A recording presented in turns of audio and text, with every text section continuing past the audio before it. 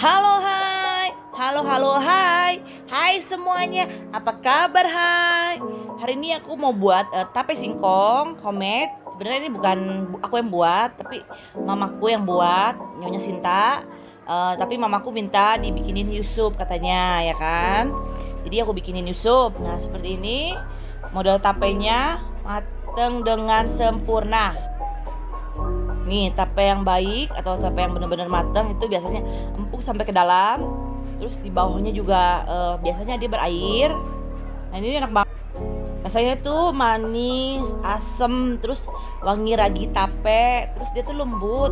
Ini kalau dibikin kue pasti kuenya enak. Mari kita membuat. Kita perlukan singkong. Ini singkongnya dicuci bersih, terus dikerik-kerik luarnya. Kata mamaku tuh Nyonya Sinta, ini biar dia tidak berender tapenya.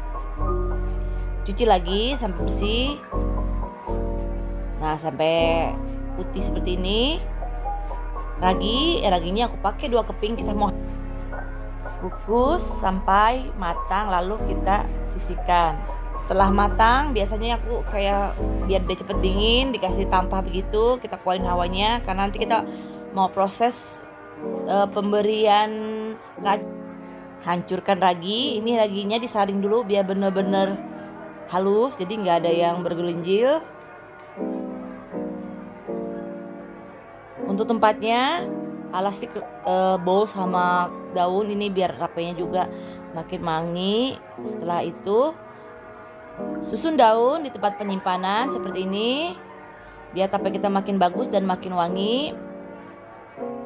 Ambil tape, beri ragi. Ini caranya tuh ditabur-taburin seperti kita mau bedakin, tapi nggak terlalu banyak, tapi nggak terlalu sedikit juga, secukupnya saja. Nah seperti ini kalau dari depan.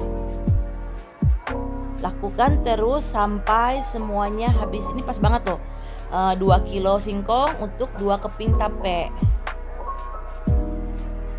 Setelah semua tape terbungkus dengan ragi, tutup atasnya dengan daun dengan daun pisang.